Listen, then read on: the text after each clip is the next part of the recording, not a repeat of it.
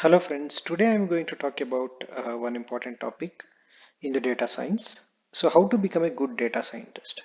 So given the hype that is there about this artificial intelligence and then data science, this field, so many people want to become data scientists, but actually how to become a good data scientist. The industry trend, if you see now, people always think that okay, I can just reskill myself and then become a data scientist. Yes, definitely you can do that, but before that you really need to understand few things about the data science field. So really you need to clearly understand what makes a good data scientist, then that will help you to equip yourself to become a data scientist. So let me try to give you a few details about this particular aspect. Okay, so all that I have is just this one slide, and I'll take you through point by point, and then I'll explain you what kind of skills that you require to become a data scientist. Okay, so data scientist, as you see, it's very cool. Okay, people think that it is very cool, and then yes, it is really cool. It is kind of high value work, and then that's why many people want to really get into this field and make an impact in this field, apart from many other reasons. But it really requires a lot of hard work to become a good data scientist. Hard work in many areas. Okay, so what are those areas? So to become a good data scientist, one thing that at least you need to really understand is algorithms. What are the algorithms that are there in data science? So there are, if you divide this entire artificial intelligence into two groups, one is machine learning, the other one is deep learning. In machine learning, it has some algorithms in its own, and then similarly deep learning has its algorithms. What are those algorithms? What are those architectures? So machine learning has linear regression, random forest, decision trees, and then SVMs, and then so on and so forth. So these are your machine learning algorithms. So in when it comes to deep learning, neural networks, CNN, RNN, LSTM. So these are some of the algorithms or networks that you have. So one, to become a good data scientist, one has to have a very clear understanding, in detail understanding of all these algorithms. So that would take a lot of work. Okay, it takes a lot of work, but otherwise that developing that entire knowledge, in-depth knowledge about each and every algorithm is very, very important. It is important in both ways. One, to crack any interview, you definitely require all these algorithms to be understood, both machine learning and then deep learning. So some interviews may ask questions based on machine learning, some may even go to deep learning, and more or less every interview will cover both of that. Okay, so you need to understand these algorithms very in a very detailed manner, understanding the nuances and nitty-gritty about all these things. So that is one first thing.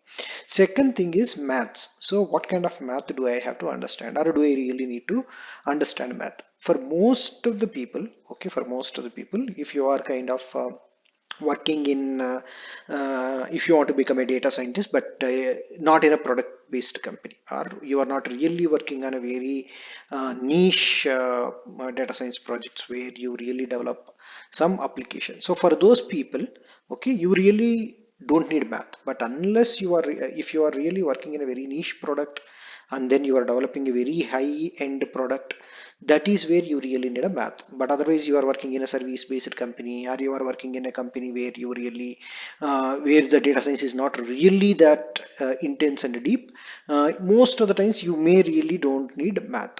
But in case, for example, let's assume that you really need math. Okay, what kind of math do I need to know? So that's an important question. So if you look at that, so the kind of maths that you need are, one is calculus.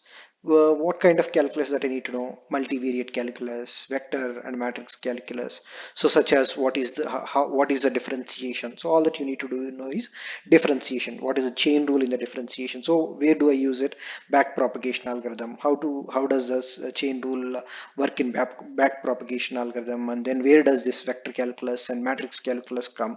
So such kind of understanding about the calculus. So it does not necessarily mean that you have to take a calculus book and then start from page one and go to the end. You don't have to do that. You have to selectively take particular aspects of calculus and then just understand to that extent. So some differentiation, some integration, a little bit of here and there, understand, and whatever you already have learned, build on that selectively. That would be more or less sufficient. So that's such kind of a calculus. And then statistics. Statistics, there are descriptive statistics and inferential statistics. So you need to understand the properties of data set that you are using, and then how can I describe what is a mean, what is a median, what is mode, and then what is standard deviation. So all sorts of descriptive statistics, and also inferential statistics. So like what is my sample, how do I calculate my sample, what is the population, and then how do I infer the properties of a population given the sample. And also similarly, the what are the probability distributions, what is a normal distribution, what is a Poisson distribution, what is etc etc. So all sorts of statistics you need to know. Where do I use it? Of course, you use it everywhere actually. So starting from data set collection till the parameter estimation, you have all sorts of statistics. So statistics becomes actually very crucial more than any other field, I would say. Statistics is the most essential math that you require in a data science. Maybe mostly if you are a kind of data scientist, you are working on a tabular data, that is where you really need this statistics. If you are into deep learning and then all sorts of things, there probably you may really don't need that much of statistics, but otherwise statistics is actually the strongest pillar among all these four pillars that you have. Then optimization. Where do I use optimization? What is an optimization? So you need to understand, actually you need to understand, okay, my machine learning, building a machine learning model is nothing but an optimization. How do I look at it as an optimization problem? How do I pose it as an optimization problem? How do I solve that optimization problem? So is it possible or not? When I estimate my parameters, what is my error surface? And then in the error surface, did I really went to the global minima or local minima? So these are some of the concepts that are related to optimization, and then you need to relate this model building, machine learning model building, as an optimization problem. So that aspect needs to be seen. But so optimization, usually most of the people may really don't really require this unless you are kind of solving a new problem, and then you really end up optimizing or writing your own optimization objective function and all those things there you require. But otherwise most of the people really they may not require optimization. But otherwise having this knowledge is not bad actually. It would be good to have it. Then linear algebra. So linear algebra is also very important one. So linear algebra, like terms like what is my Euclidean distance, what is my cosine angle, what is my let's say what is my matrix, then what is my rank, what is the this, and then what is my column space, what is my row space, what is my null space, and then eigenvalues, eigenvectors. So understanding the basic linear algebra up to the, let's say, engineering level. So that sort of algebra is what you require. Where do I need, why do I need it? So for example, if you are really doing some face recognition problem, so all that you need is you need some transformations in the images to kind of detect faces, and then those transformations are posing your problem from a one space or one basis to the another basis, going into an eigenspace and solving the problem there, understanding what is the space, what is the basis, and then how do I transform my data set from one basis to other basis, and then understanding dimensionality reductions like PCA require you understanding about the linear algebra. But linear algebra will be very important one. So again, the linear algebra to the level of your undergrad level would be sufficient. So if you have this entire math uh, given into your repertory, this will be an important interesting addition that you can have. But otherwise it is not really necessary for everyone, but someone really wants to get into product based company where they want to work, so there they require maths. Probably the interview may even have mathematics fundamentals being tested, so they definitely have it actually. So maths is one of the interview rounds those that they have. So it is important definitely to have those skills for those people. But otherwise in service based company, most probably you won't be asked questions based on this, but just the algorithms will be sufficient for you. So apart from that, once you get into the company, so it's only to the level of breaking it, but once you get into the company, that is where real data science starts. So when it starts, then what are the skills that you require. Those skills are the most essential ones actually. So many people really don't understand that these are the skills that they require. So what are those skills? Those skills are domain knowledge. For example, you can work in a financial domain, you can work on retail domain, or you can work on any other domain. But do I really need a domain knowledge to become a good data scientist? Yes, of course, you may require some domain knowledge about it. What kind of domain knowledge do I require? So it's not that too deep, okay? Very cursory understanding of the problem. For example, if they give a problem in a financial domain, so then to build the model, you really don't have to understand the data set very well, in the sense that the entire background of the domain you don't have to understand, but very cursory understanding of the domain will help you understand the data set and the features in the data set. So when you understand the features in the data set, then it will help you to visualize the data set, to intuitively understand the data set, and then do some feature engineering on top of it so that you can build a better model. So the domain knowledge is important, but you don't really have to kind of become a master of every domain that you work, but because a typical data scientist will work more or less in many areas. For example, I have worked on HR, I have worked on operations, I have worked on finance, I have worked on healthcare, I have worked on so many things. Okay, all these domains, okay, you don't have to become a master of all. So you probably in a year, 2 3 domains you may shift, or some people may work on the same domain for longer periods of time, but that's okay, you don't really have to worry about it. But having this detailed knowledge will be very helpful. But then apart from that, then other thing that you need to have is intuition into the data. So when you have a data set, to build the model, all that you need to know is, first of all, you need to understand the data set very clearly. Otherwise you don't really be able to build a good model. So what kind of things that should I understand about the data? So you need to understand the data in such a way that you really kind of know what your data is doing or how it is behaving.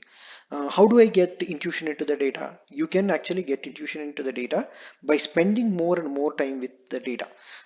It's like your friend. Okay, most of the people, what they do is, as soon as they have the data set, what they do is they do some exploratory data analysis, like in Kaggle computation. So they do like exploratory data analysis. And the exploratory data analysis, they plot this, they plot that, they plot all the plots they plot, and then they will say that okay, we are building a model. So for them, exploratory data set is just exploratory data analysis is only one part of the analysis, which has no bearing on the model that they build. But that is not the case actually. So intuition into the data or exploratory data analysis is a very vital part, which will ultimately determine the fate of your model or the quality of your model that you are going to bring into it. So in this stage, what you do is, it does not happen in 1 hour, 2 hours, or 3 hours. So in real-time problems, when you work on a real-time data science project, so this development of intuition takes actually months. Trust me, months. In some datasets which I had worked, the intuition had developed after 2 months, 3 months. So as your acquaintance with the data grows and grows, then your understanding of the data also increases. Then you really modify your models again, saying that okay, I did not understand that this is the aspect of the data, so now I understand this, so let me include this aspect and then rebuild my model. So there, that is how actually you build this intuition. How can I build this intuition? You can build this intuition not just by looking at the table that you have in front of it. No, the CSV file that you have, you will plot it, you will do some analysis, statistical analysis, and look at this in this direction, look in that direction, and then all of a sudden you see this pattern, see that pattern, and then that is how you build it, do it. So your exploratory data analysis is a tool in your hand to build this intuition into the data. The major challenge is, so since the data that we have is not some 2 dimensional or 3 dimensional, most of our data is a big data, or it has a many dimensions. We can't actually plot it. Had it been a 2 dimensional or 3 dimensional, I would have just plotted it, and then I would have seen my data, and then okay, my if I have to classify my problem, so all my one class is this side, all my second class is that side. All I can do is I can just draw a hyperplane here. That is how I would have probably done it.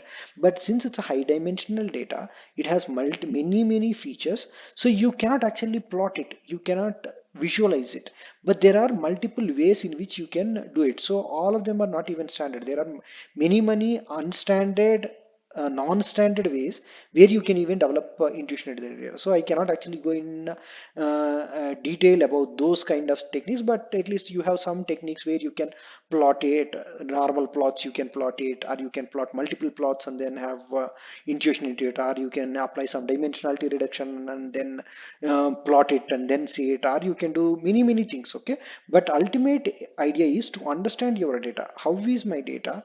How is it behaving? So if I have to build a regression model or a classification model or some other model, how can I do it? So that is what all about. So this is a very important step. Then the other step which people really don't know is the experimental design. Okay, experimental design is such an important aspect of a data scientist that he really has to know how can I, it's all about building models. Okay, it's all about building models. How can I build my model? Is an experiment that you do. How do I do that experiment? If you have to do an experiment, you need to kind of choose your particular conditions. What kind of conditions that I fit? Okay, if I want to build my model, which features that I should use? Should I use this feature, feature 1, feature 2 and feature 5? Or should I use feature 1, feature 3 and feature 8?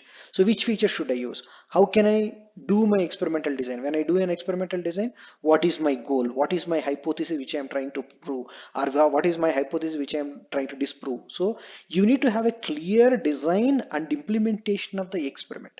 This is a very crucial and critical stage. If you kind of design a wrong experiment, and then if your hypothesis is kind of very poorly defined, then your results will be kind of nonsense, and then all that rest of the things that follow will become waste. So this experimental design, that means you need to be a real researcher, you need to be a real experimentalist, where you really build model to prove or to disprove something. So this is a very important skill that one has to have it. Then analysis of the results. Many people don't know how to analyze the results. All that you get at the end of taking the data, designing an experiment, and then coming up with results, all these results you need to analyze. As a data scientist, you build hundreds of models for even one problem, different combinations, different hyperparameters, different features. All those things you build hundreds of models. When you build hundreds of models, then you get a lot of results. All those results, how do you analyze it? What does this result say? What does that result say? Which combination is good? Which combination is not good? When I say this combination, feature 1, feature 3 and feature 5, this combination is good for this data, why is it good? Why is it not good? Why my forecast or why my result is so? Why my model is able to predict these data points accurately, but why my model is not able to predict those points accurately? So these are the regular questions that you will have, that when you present these results to business people, or when you present them to managers, senior managers or your MDs, so they will invariably ask, why is your model doing only having only 95% accuracy? Why not 99% accuracy? Or why is it predicting this so and so? Why is it not predicting that? So to come up with answers to all these things, you need to analyze results so thoroughly, and then you understand it really well.